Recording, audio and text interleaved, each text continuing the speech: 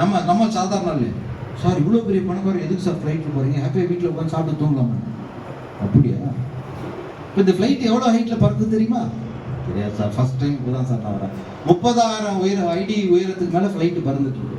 Suppose இந்த pilot தூங்கிட்டாருன்னா என்ன நடக்கும்? ஐயோ சார், என்ன சார் பயமுறுத்துறீங்க, நான் முத இப்போ தான் சார் ஃப்ளைட்டில் வரேன், தூங்குனா என்ன நடக்கும் சார்? ஃப்ளைட்டு கண்ணா பின்னான்னு போய் ஆக்சிடென்ட் ஆகிடுச்சு சார். அதே மாதிரி தான் நானும் இப்படி ட்ராவல் பண்ணாமல் இருந்தேன்னா என் பிஸ்னஸ் படுத்து தூங்கிடுவேன். இதெல்லாம் எனக்கு தெரியாத சார். அப்புறம் இன்னொரு பதில் சொல்றாரு, சார் இந்தியர்களை பத்தி உங்களுடைய கருத்து என்னன்னு இந்த பையன் கேட்கிறான். அப்ப சொன்னாரு, இந்தியர்களை போல சிறந்த அறிவாளிகள், புத்திசாலிகள், திறமைசாலிகள் எங்கேயுமே பார்க்க முடியாது.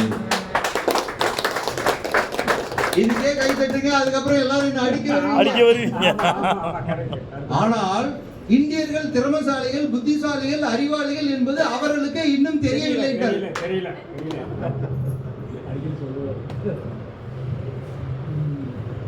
ஏங்க, சிங்கத்தை பார்த்தா தான் ஓடுவீங்களா? அப்போ 1 கோடி ரூபாய் தேவைன்னா நீங்க எப்படி இருக்கணும்? பரபரப்பா தூக்கம் வரக்கூடாது. 8 மணி நேரம் நல்லா தூங்குங்க. நான் அடிக்கடி சொல்லக்கூடிய வாசகம், go to bed with satisfaction. மன நிம்மதியோடு தூங்க, டென்ஷன்லாம் வேண்டாம். எதையுமே தூங்கும்போது மன நிறைவோடு படுத்துக்கணும். எது வந்தாலும் நாளைக்கு பார்த்துக்கலாம் போயா. காலையில் எழுந்த உடனே என்ன பண்ணணும்? Go to work with determination. ஒரு முடிவோட போகணும். பார்க்கணும், ஒரு 4-5 ஐடி புது ஐடி போடணுமா, போட்டுருணும் இல்லையா? ஏற்கனவே ஐடி போட்டவங்கள அடுத்தடுத்து ட்ரீக்கு அப்கிரேட் பண்ணணுமா, பண்ணிடணும். அதை யாரை பார்க்க போறோம், என்ன பண்ண போறோம் அப்படின்ற ஒரு டெசிஷனோட போகக்கூடிய மனநிலைக்கு நாளையிலிருந்து நீங்களாம் வரணும். Right friends? Say yes or no? கேட்கவே இல்லை.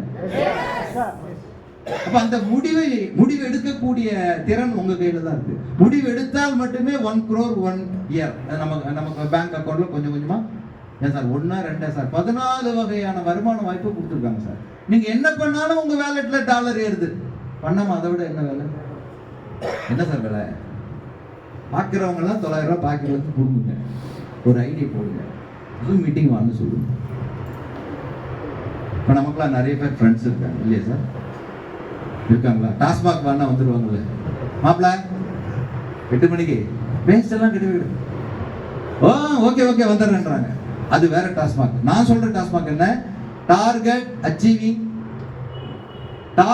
Achieving system, TAC. டாஸ்மாக் என்ன ஸ்பெல்லிங்?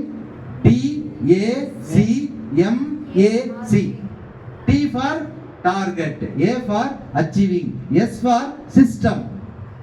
TAC க்கு target achieving, S system, target achieving system. அடுத்தது MAC க்கு என்ன? Massive action campaign. Massive action campaign என்ன? ஒரு பெரிய கூட்டத்தை ஒன்று கூட்டி வச்சு அந்த கூட்டத்துக்கிட்ட குரோட்ரி பத்தி சொல்றோம். குரோட்ரி பத்தி சொல்லும்போது நம்ம எல்லாரும் என்ன பண்ணுவோம்? நமக்கு இருக்கிற பழக்கம், $10 ஆரம்பிச்சு கடைசி எவ்வளவு வருது அது வரையும் சொல்லி அவனுக்கு பயம் வந்துடும், எழுந்து ஓடிடுவான். $10 நிறுத்துங்க, அதுக்கு மேல ஒன்றும் பேசாது. $10 உள்ளவா? அது யார்கிட்ட பேசணும்? ஃபுல் பேக்கேஜ் யார்கிட்ட பேசணும்? மோகன் சார் மாதிரி யாராவது சிக்கினாங்கன்னா தலையை தடவிங்க. என்ன காரணம்? சொந்த வீடு கட்டிட்டாரு, பிரச்சனை இல்லை. 1 லட்சம் ரூபா கொடுங்கன்னா பட்டன் எடுத்து கொடுத்துட்டு ஐடி போட்டுருவாரு. 2 ஐடி போடுறது, எனக்கு ஒன்று, எங்க வீட்டுக்காரமாக்கு ஒன்று. ஏன்னா அவருக்கு மட்டும் போட்டாருன்னா எங்க ஐடி விடுவோம், சோறு கிடைக்காது. Right friends? இப்போ நீங்க அந்த ஐடி வாங்குறது யாரை பார்த்துன்னா, what is the financial condition, அவங்களுடைய பொருளாதார சூழல் எப்படி இருக்கு அப்படின்றது தெரிஞ்சுக்கணும். அடுத்தது அவங்களுடைய பிரியாரிட்டி என்ன அப்படின்னு தெரிஞ்சுக்கணும். பிரியாரிட்டினா என்ன? ஒவ்வொருத்தருக்கும் ஒன்று பண்ண வேண்டியிருக்கும். பாருங்க, இவர் கேட்டவன என்ன பதில் சொன்னாரு? அப்படியே ஜாலியாக ஃபாரின் ட்ரிப் அது இதுன்ட்டார். இவருக்கு வேற எதுவும் கமிட்மெண்ட் இல்லை. அப்படி கார் வாங்கணும்னு சொன்னீங்களா, ஒரு காரு ஃபாரின் ட்ரிப்ட்டார், வேற கமிட்மெண்ட் இல்லை, ஆல்மோஸ்ட் முடிச்சிட்டாருன்னு நினைக்கிறேன், மகிழ்ச்சியா இருக்கார். ரைட்டு. மோகன் சார் கேட்டப்ப என்ன சொன்னாரு? அவரே கேட்டுட்டு இருந்தா எல்லாரும் என்கிட்ட சும்மா அவரே கேட்குறீங்க போக சார் அப்படின்னு. வேற யாரும் ஆமா, what is your future commitment? என்ன கடமைகள்லாம் இருக்கு? பிள்ளைங்க என்ன படிக்கிறாங்க, என்ன படிக்க வைக்க போறீங்க? இதுக்கு பேரு ஃபினான்ஷியல் சர்வேன்னு பேரு. ஒரு தனி மனிதனுடைய பொருளாதார தேவைகளை கேள்வி கேட்பதன் மூலமாக அவர்களுக்கு புரிய வைப்பது. நீங்க புரிஞ்சுக்கணும். நீங்க புரிஞ்சாதான் இது நான் ஏன் செய்யணும்ன்ற ஒரு முடிவுக்கு வருவீங்க. சொல்லுங்க சார், என்ன படிக்கிறாரு, இன்னும் எத்தனை வருஷம் படிக்கணும், என்ன படிக்க வைக்க போறீங்க? அதெல்லாம் சொல்லாதீங்க, அதெல்லாம் சொல்லவே கூடாது. நம்ம பிள்ளை என்ன படிக்க வைக்கணும்னு நம்ம +1 +2 முடிச்சுட்டு அம்மா நான் டீ கடை வச்சுக்க போறேன்னு விட்டுருவீங்களா?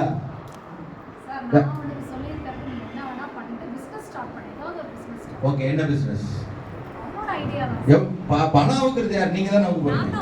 எவ்வளவு வேணும்? எவ்வளவு வேணும்? சார் மினிமம் ஒரு 5 crore. 5 crore. 5 crore. இப்போ எத்தனாவது படிக்கிறான் தம்பி? 7th. னா +2 முடிக்கிறதுக்கு 7 5 12, இன்னும் ஒரு 5 வருஷம். ஒரு டிகிரி முடிக்கிறதுக்கு ஒரு 3 வருஷமோ 4 வருஷமோ, ஆல்மோஸ்ட் இன்னும் 10 வருஷத்துல இந்த அம்மா 5 கோடி ரூபாய் சம்பாதிச்சாகணும் பையனுக்காக. இல்லைன்னா என்ன பண்ணுவான் இந்த பையன்? ஏன்னா சொல்லி சொல்லி வளர்க்குறாங்க என்னன்னு, படிச்சு முடிச்சுட்டு பிசினஸ் மேனா மாறுன்னு. 5 கோடி கொடுக்கலன்னா அவன் என்ன பண்ணுவான்? நீலாம் ஒரு தாயா?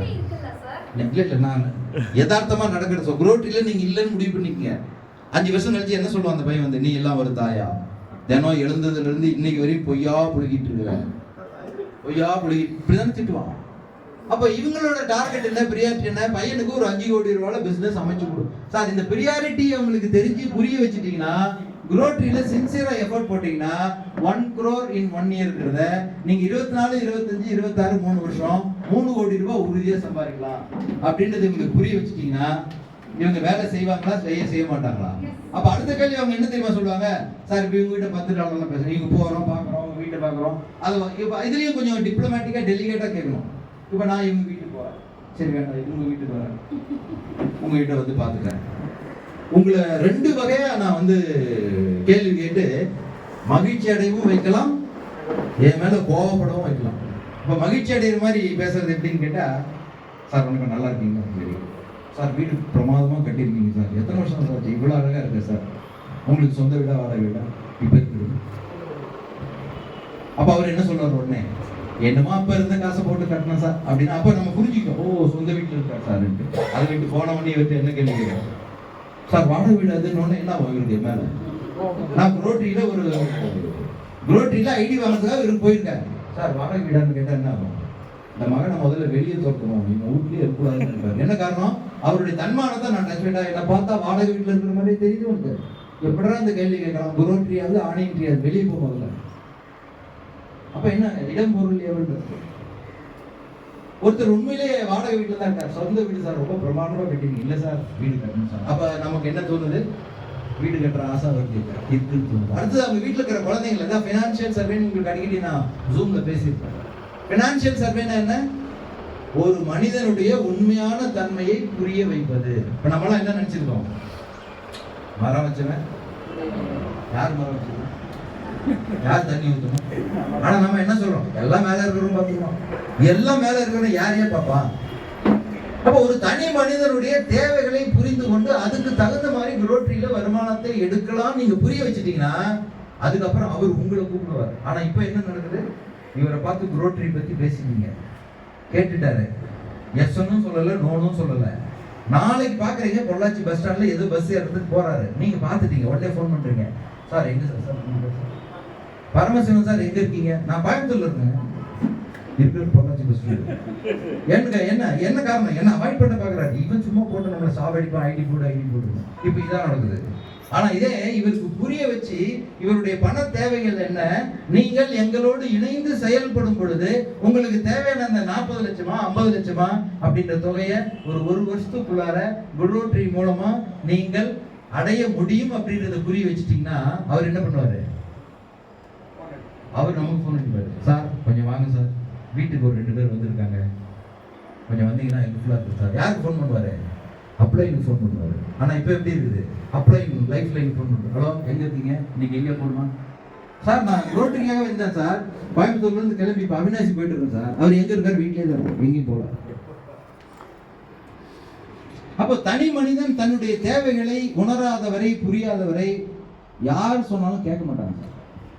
அப்ப அந்த இடத்துல நீங்க சரியா இருக்கீங்களா தவிர போன உடனே குரோட்ரி கடையை திறந்து வச்சுட்டு 1 கோடினா நம்மள அவன் பாக்குற பார்வையே வேற மாதிரி இருக்கு. ஏன்னா மென்டல் ஆர்டர் வந்து தப்பி தவறி நேரம் நம்ம வீட்டுக்குள்ள வந்தா உட்கார வச்சு யார உட்கார வச்சு பேசணும்? கணவன் மனைவி 2 பேரையும் உட்கார வச்சு பேசணும் சார். கேள்வி கேளுங்க, வருமானம், மாத வருமானம் என்ன, மாத செலவு என்ன, பட்ஜெட் துண்டு விழுதா, சேமிக்கிறீங்களா? இப்ப இன்னைக்கெல்லாம் யாரும் சேமிக்கவே முடியாது இல்லையா? பணத்துல நம்ம வாங்குற வருமானம் நம்ம ஃபேமிலியை மெயின்டைன் பண்றதுக்கே பத்தல, விலைவாசிலாம் கடகடன் ஏறி போகுது. அப்ப அவங்க எவ்வளவு ஷார்ட் ஃபால்ல இருக்காங்கன்னு தெரியும். அடுத்தது சொந்த வீடா வாடகை வீடா? அப்ப வீடு கட்டணும்ன்ற என்ன இருக்குன்னு தெரியும். அடுத்தது பிள்ளைகள் எத்தனை பேர் இருக்காங்க, என்ன படிக்க வைக்கணும், என்ன கல்யாணம் பண்ண செலவு என்ன இருக்கு, அதெல்லாம் தெரியும். அதெல்லாம் ஒரு பேப்பர்ல அவங்களுக்கு எழுதி கொடுங்க. எழுதி கொடுத்தீங்கன்னா இத்தனை ஆண்டுகள் கழித்து இவ்வளவு பணம் தேவைப்படுது, இதுக்கெல்லாம் என்ன சோர்ஸ் வச்சிருக்கீங்க, ஏதாவது நிலம் இருக்கா, வித்து இதெல்லாம் பண்ணிக்கலாம். நிலம்லாம் இல்லை சார், கடங்காம தான் சார், என்னதான் பண்ண போறீங்க அப்படின்னு கேள்வி கேளுங்க. அன்னைக்கு நைட்லாம் தூங்க மாட்டாங்க. இங்க ஒரு வாய்ப்பு இருக்கு. ஒரு $100 ஐடி போட்டு உள்ள வந்து ஒரு 10 பேரை $100 போடுற மாதிரி அவங்க கிட்ட போய் டாலர்கள் எல்லாம் பேசி பயமுறுத்துறாங்க. டாலர்னா இன்னைக்கு நிறைய பேருக்கு தெரியாது, சரியா? Educated people they can understand what you mean by dollar. But common people நம்ம பணத்தை தான் பேசணும். ஒரு 9000 ரூபா கொடுத்தீங்கன்னா ஒரு ஐடி உங்களுக்கு உருவாக்கிடும். அதே மாதிரி 9000 ரூபா கொடுக்குற ஒரு 10 பேரை சூஸ் பண்ணீங்கன்னா இதே 10 போனால் உங்கள் வருமானம் ஒரு வருஷத்துக்குள்ளார இவ்வளவாக மாறும் அப்படின்னு ஒரு கால்குலேஷன் போட்டு சொல்லிட்டு வந்தீங்கன்னா அன்னைக்கு நைட் அவர் ரொம்ப யோசிப்பார். அடுத்த நாள் காலையில் யார் போய் பேசிட்டு வந்தாங்களோ அவங்களுக்கு ஆட்டோமேட்டிக்காக கால் வரும். அவர்கிட்ட காசு இருக்குதோ இல்லையோ கால் பண்ணிக்குவார். சார் உண்மையிலே காசு இல்லை, ஏதோ ஒரு வகையில் நான் நீங்கள் சொன்னதெல்லாம் நினச்சி பார்த்தேன் சார், நைட்லாம் நான் தூங்கலை, அதனால் ஓகே சார் நான் ஐடி போடுறேன் அப்படின்ட்டு அவரே முன்னுக்குவார்.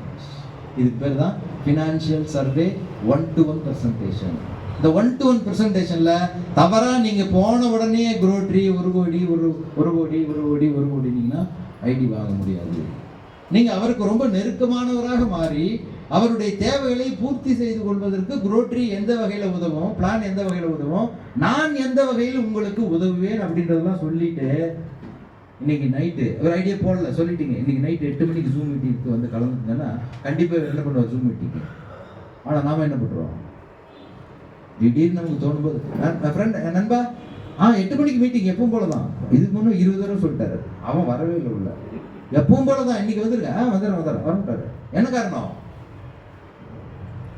அவருக்கு முக்கியத்துவம் கொடுத்து அவரை நேரில் சந்தித்து பேசாத வரை நமக்கு ரிசல்ட் என்னவா இருக்கும்? நோ தான் ரிசல்ட் பண்ணும். அப்ப ரிசல்ட் எஸ்ஸா வரணும்னா நம்ம என்ன பண்ணணும்? சார் இங்க யாராவது வேலைக்கு போறவங்க யாராவது இருக்கீங்களா? போயிட்டு இருக்கீங்களா? Very good. எத்தனை மணிக்கு போவீங்க, எத்தனை மணிக்கு வீட்டுக்கு வருவீங்க? Shift 8 hours. எவ்வளவு சம்பளம்? 1.10. அவருக்கு வேலைக்கு போனா சம்பளம் வருமா? கரெக்ட். லேட்டா போனா சம்பளம் கரெக்டாக ஃபயரிங். எவ்வளோதான் சின்சியர் ஒரு அட்மினிஸ்ட்ரேட்டராக இருந்தாலும் லேட்டாக போனால் என்ன ஆகும்? இப்போல்லாம் திட்ட மாட்டாங்க யாரும்.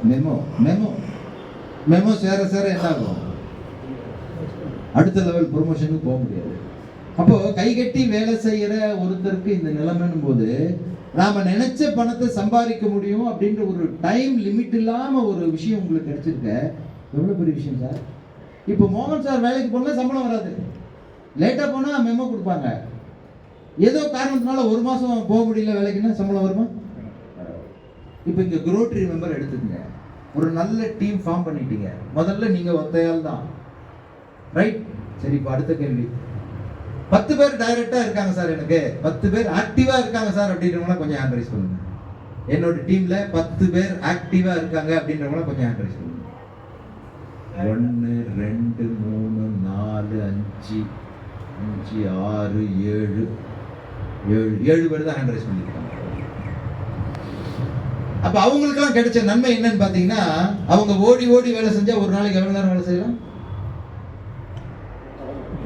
8 மணி நேரம் வேலை செய்யலாம். அவங்க கீழே 10 பேர் இருக்காங்க, அந்த 10 பேர் எவ்வளவு நேரம் வேலை செய்யறாங்க? இப்போ 80 மணி நேரம் வேலை செய்யறாங்க. இதுக்கு பேர் தான் sir time delivery. Multiplying your working hours by using other people. அது அழகா நம்ம டக்குனு ஒரு பேர் இல்லை, ஓபிடின்னு சொல்லுவாங்க, அதர் பீப்புள் டைம். உங்க நேரத்தை மற்றவங்க யூஸ் பண்றாங்க, other people time and other people money. இவற்றை $10 வாங்கி நான் ஒரு ஐடி போடுறேன், எனக்கு எவ்வளவு வருது? எவ்வளவு வருது? இவர் வளர்ச்சிக்காக ஒரு $10 போடுறாரு, எனக்கு எவ்வளவு வருது? அப்ப நான் சின்சியரா எஃபோர்ட் போட்டு ஓடி ஒரு 100 பேரை டைரக்டா போட்டோம்னா எனக்கு எவ்வளவு வரும்? $260 வந்து இன்கம் வந்ததுன்னா அடுத்த எத்தனை ட்ரீ அப்கிரேட் ஆகும்? ஹலோ, இதை மற்றவங்களுக்கு சொல்லலாமா வேண்டாமா? $900 பெரிய ரூபாயா சார்? 2 ஃப்ரெண்ட்ஸ் போய் ஒரு நல்ல ஹோட்டல்ல ஒரு மட்டன் பிரியாணி சாப்பிட்டுட்டு ஒரு பீடா போட்டுட்டு வெளியே வந்தோம்னா 1000 ரூபாய் முடிஞ்சுது. 900ல ஒருத்தருடைய லைஃபே மாறுது சார். அதாவது கற்றுக்கொள்வதும் கற்றுக் கொடுப்பதும் மட்டுமே வெற்றியின் ரகசியம் சொல்றாங்க. நம்ம கத்துக்கணும், கத்துக்கிட்டு அப்படியே நம்ம மைண்ட்ல வச்சிருந்தோம்னு வச்சுங்க, இட்ஸ் யூஸ்லெஸ். நம்ம கத்துக்கிட்டத முதல்ல அது வந்து communication is most important sir. இப்போ யாரெல்லாம் நல்லா பேசுவீங்க கை தூக்குங்க. அதெல்லாம் சண்டெல்லாம் போடுவீங்க, எல்லாம் பண்ணுவீங்க, அதெல்லாம் தெரியும். அதெல்லாம் யாரும் ஒருத்தருக்கு ஒருத்தர் சளைத்தவர்கள் கிடையாது. ஆனால் ஒரு செய்தியை கம்யூனிகேட் பண்ணும்போது ப்ராப்பராக கம்யூனிகேட் பண்ணணும். யாரெல்லாம் பண்ணுவீங்க? வெரி குட், நைஸ் நைஸ், நல்லாவே கை தூக்குங்க, பரவாயில்ல. உங்ககிட்ட இருக்கிற திறமைகள். ஸோ எல்லாருக்கும் அவங்களுக்கு ஒரு பாராட்டுதல் கொடுத்துடலாம். அது இந்த அடியில் நம்ம வைக்கணும். நான் சொல்ற மாதிரி கை தட்டி, இப்போ நான் சொல்ற மாதிரி கை தட்டி பழகினீங்கன்னா உங்க யாருக்குமே ஹார்ட் அட்டாக் வராது. நான் சொல்ற மாதிரி கை தட்டினீங்கன்னா ஹார்ட் அட்டாக் சத்தியமா வரவே வராது. இது அறிவியல் ரீதியாக நிரூபிக்கப்பட்ட உண்மை. இப்போ நான் சொல்ற மாதிரி கை தட்டணும். முதல்ல கேட்டுங்க, தெரிஞ்சுக்க, அப்புறமா கை தட்டணும். 1 2 3 1 2 3 1 2 3. இன்னொரு தடவை சொல்றேன் கேளுங்க. 1 2 3 1 2 3 1 2 3. அப்ப என்ன ஆகும்னா பாருங்க, இந்த கையும் இங்க பாருங்க, இந்த விரலும் செவக்கணும், இந்த இடமும் செவக்கணும். இது செவப்பு ரெண்டு நடக்கும்போது, ப்ராசஸ் நடக்கும்போது என்ன ஆகும்னா, நம்ம பாடியில 9 மண்டலம் இருக்கு. அதுல ஒண்ணு வந்து ரத்த ஓட்ட மண்டலம். பாடியில ரத்த ஓட்டம் நல்ல எக்ஸலண்டா ஃபங்க்ஷன் ஆகும். ரைட்? இப்போ ஹார்ட் அட்டாக் வரக்கூடாதுன்னு நினைக்கிறவங்க எத்தனை பேர்? ரெடி?